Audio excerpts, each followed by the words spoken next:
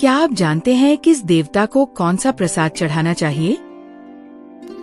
प्रणाम, स्वागत है आपका उपासना भक्ति स्टोरीज के इस पावन चैनल पर।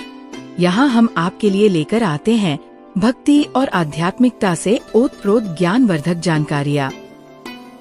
आइए आज के इस दिव्य सफर में हमारे साथ जुड़िए और अनुभव कीजिए ईश्वर की महिमा और भक्ति की शक्ति को। आज का हमारा विषय थोड़ा खास है, थोड़ा रहस्यमय है और हाँ, थोड़ा स्वादिष्ट भी है। क्या आपने कभी सोचा है कि जब आप मंदिर जाते हैं तो अलग अलग देवी देवताओं को अलग अलग तरह के प्रसाद क्यों चढ़ाए जाते हैं? लड्डू गणेश जी को क्यों प्रिय है? माँ दुर्गा को हलवा क्यों चढ़ाया जाता है? और क्या कारण है कि हनुमान जी को बूंदी बहुत पसंद है?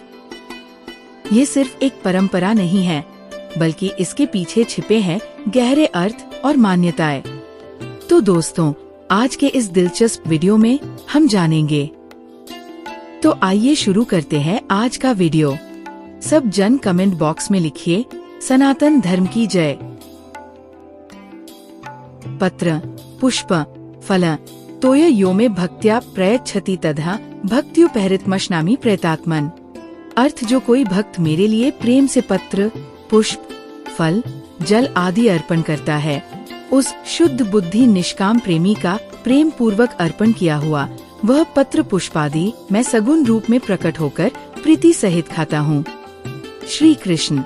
पूजा पाठ या आरती के बाद तुलसीकृत जलामृत व पंचामृत के बाद बांटे जाने वाले पदार्थ को प्रसाद कहते हैं। पूजा के समय जब कोई खाद्य सामग्री देवी देवताओं के समक्ष प्रस्तुत की जाती है तो वह सामग्री प्रसाद के रूप में वितरण होती है।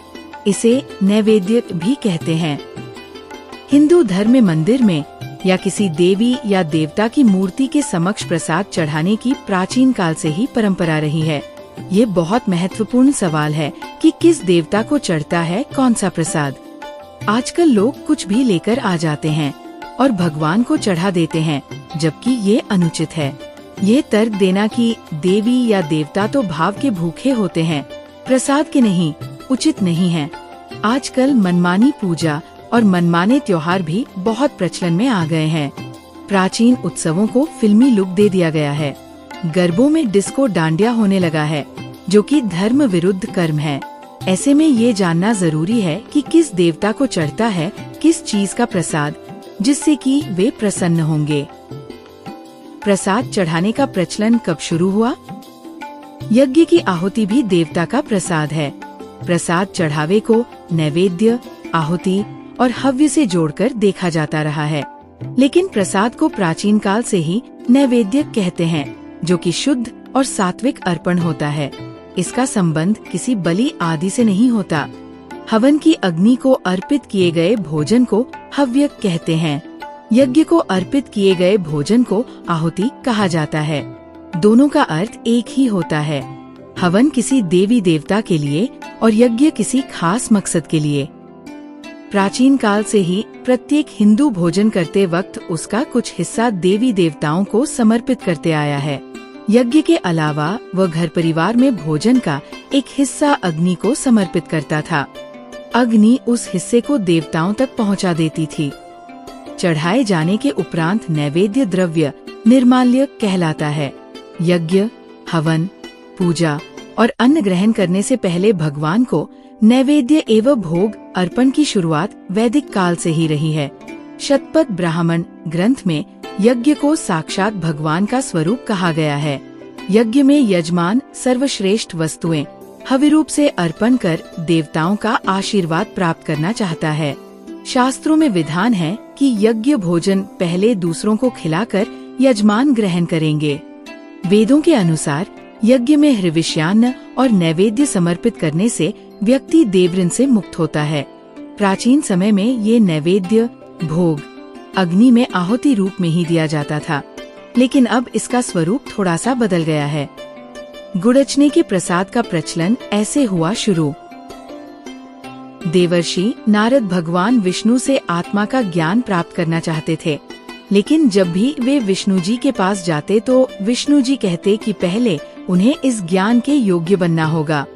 तब नारद जी ने कठोर तप किया, लेकिन फिर भी बात नहीं बनी तब वे चल पड़े धरती की ओर। धरती पर उन्होंने एक मंदिर में साक्षात विष्णु को बैठे हुए देखा कि एक बूढ़ी महिला उन्हें अपने हाथों से कुछ खिला रही है। नारद जी ने विष्णु जी के जाने के बाद उस बूढ़ी महिला से पूछा कि उन्होंने नारायण को क्या खिलाया। तब उन्हें पता चला कि गुड़चने का प्रसाद उन्होंने ग्रहण किया था। कहते हैं कि नारद तब वहाँ रुककर तप और व्रत करने लगे और गुड़चने का प्रसाद सभी को बांटने लगे।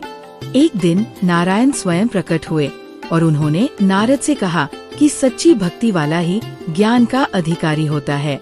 भगवान विष्णु ने उस बूढ़ी महिला को वैकुंठ धाम जाने का आशीर्वाद दिया और कहा कि जब भी कोई भक्त गुड़ और चना अर्पित करेगा उसकी मनोकामना निश्चित ही पूरी होगी। माना जाता है कि तभी से सभी ऋषि, मुनि और भक्त अपने इष्ट को गुड़ और चने का प्रसाद चढ़ाकर प्रसन्न करते आ रहे हैं। विष्णु भोग। विष्णु जी को खीर या सूजी के हलवे का नैवेद्य बहुत पसंद है। खीर कई प्रकार से बनाई जाती है।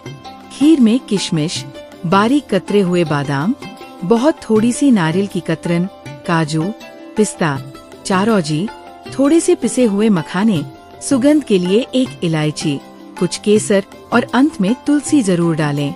उसे उत्तम प्रकार से बनाएं और फिर विष्णु जी को भोग लगाने के बाद वितरित करें। भारतीय समाज में हलवे का बहुत महत्व है। कई तरह के हलवे बनते हैं, लेकिन सूजी का हलवा विष्णु जी को बहुत प्रिय है। सूजी के हलवे में भी लगभग सभी तरह के सूखे मेवे मिलाकर उसे भी उत्तम प्रकार से बनाएं और भगवान को भोग लगाएं।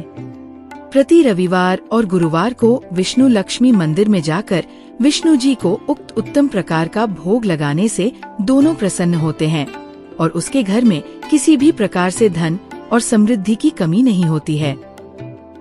शिव भोग।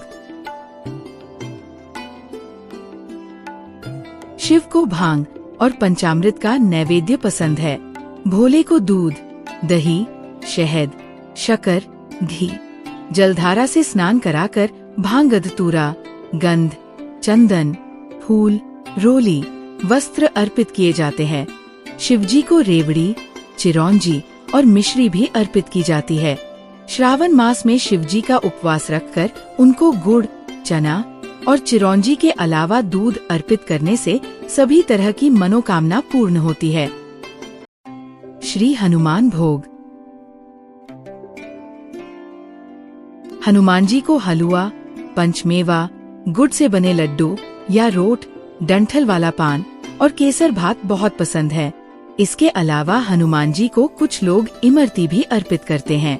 कोई व्यक्ति 5 मंगलवार कर हनुमान जी को चोला चढ़ाकर ये नैवेद्य लगाता है तो उसके हर तरह के संकटों का अविलंब समाधान होता है। माँ लक्ष्मी भोग। लक्ष्मी जी को धन की देवी माना गया है। कहते हैं कि अर्थ बिना सब व्यर्थ है। लक्ष्मी जी को प्रसन्न करने के लिए उनके प्रिय भोग को लक्ष्मी मंदिर में जाकर अर्पित करना चाहिए। लक्ष्मी जी को सफेद और पीले रंग के मिष्ठान्न, केसर भात बहुत पसंद है। कम से कम 11 शुक्रवार को जो कोई भी व्यक्ति एक लाल फूल अर्पित कर लक्ष्मी जी के मंदिर में उन्हें ये भोग लगाता है तो उसके घर में हर तरह की शांति और समृद्धि रहती है। किसी भी प्रकार से धन की कमी नहीं रहती। माँ दुर्गा भोग। माता दुर्गा को शक्ति की देवी माना गया है। दुर्गा जी को खीर, मालपुए, मीठा हलवा, पूरन पोई, केले, नारियल और मिष्ठान्न बहुत पसंद है। नवरात्रि के मौके पर उन्हें प्रतिदिन इसका भोग लगाने से हर तरह की मनोकामना पूर्ण होती है। खासकर माताजी को सभी तरह का हलवा बहुत पसंद है। बुधवार और शुक्रवार के दिन दुर्गा माँ को विशेषकर नैवेद्य अर्पित किया जाता है। माताजी के प्रसन्न होने पर वो सभी तरह के संकट को दूर कर व्यक्ति को संतान और धन सुख देती है। यदि आप माता के भक्त हैं तो बुधवार और शुक्रवार को पवित्र रहकर माताजी के मंदिर जाएं और उन्हें ये भोग अर्पित करें। सरस्वती भोग। माता सरस्वती को ज्ञान की देवी माना गया है। ज्ञान कई तरह का होता है। स्मृति दोष है तो ज्ञान किसी काम का नहीं। ज्ञान को व्यक्त करने की क्षमता नहीं है, तब भी ज्ञान किसी काम का नहीं।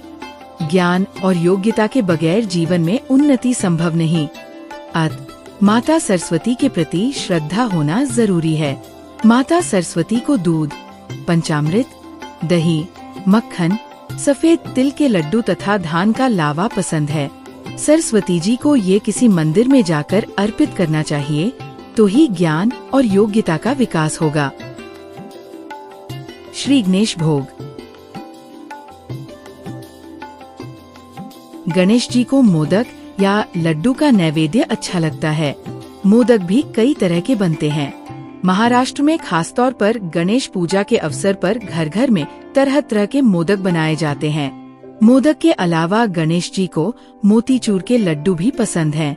शुद्ध घी से बने बेसन के लड्डू भी पसंद हैं। इसके अलावा आप उन्हें बूंदी के लड्डू भी अर्पित कर सकते हैं। नारियल, तिल और सूजी के लड्डू भी उनको अर्पित किए जाते हैं। श्री राम और श्री कृष्ण का नैवेद्य। श्री राम भोग। भगवान श्री राम जी को केसर भात, खीर, धनिये का भोग आदि पसंद है। इसके अलावा उनको कलाकंद, बर्फी, गुलाब जामुन का भोग भी प्रिय है। श्री कृष्ण भोग। भगवान श्री कृष्ण को माखन और मिश्री का नैवेद्य बहुत पसंद है। इसके अलावा खीर, हलवा, पूरन पोई, लड्डू और सिवैया भी उनको पसंद है। कालिका और भैरव भोग। माता कालिका और भगवान भैरवनाथ को लगभग एक जैसा ही भोग लगता है।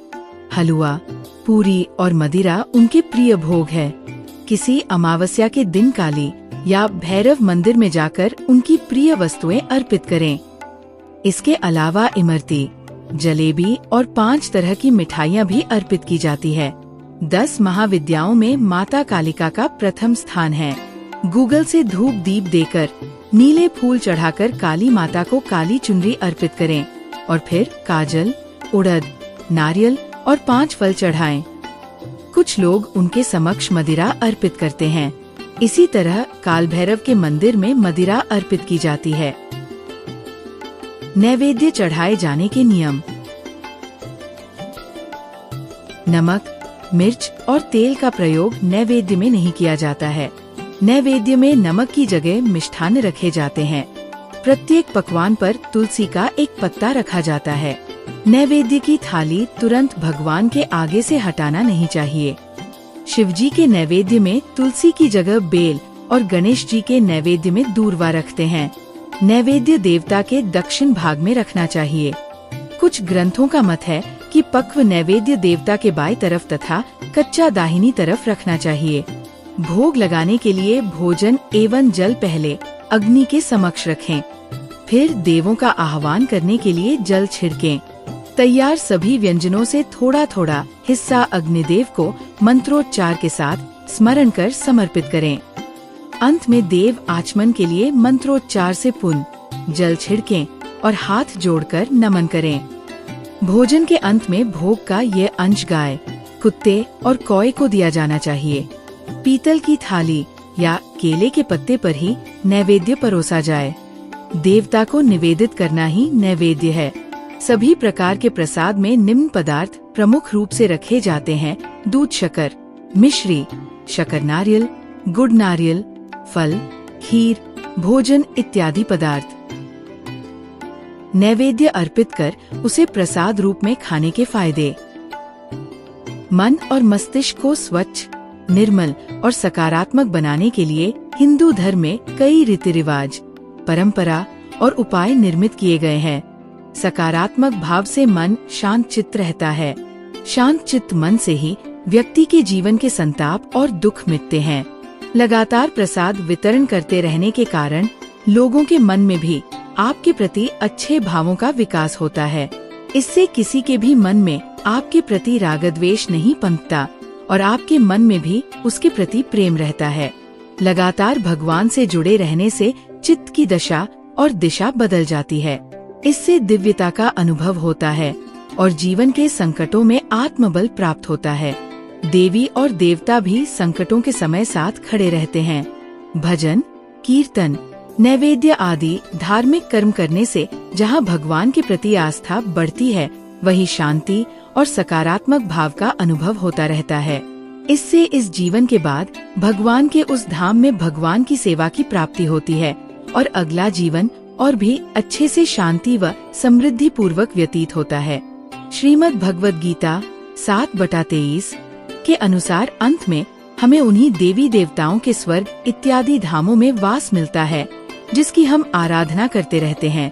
श्रीमद् भगवद गीता में भगवान श्री कृष्ण अर्जुन के माध्यम से हमें ये भी बताते हैं कि देवी देवताओं के धाम जाने के बाद फिर पुनर्जन्म होता है, अर्थात देवी देवताओं का भजन करने से, उनका प्रसाद खाने से व उनके धाम तक पहुँचने पर भी जन्म मृत्यु का चक्र खत्म नहीं होता है।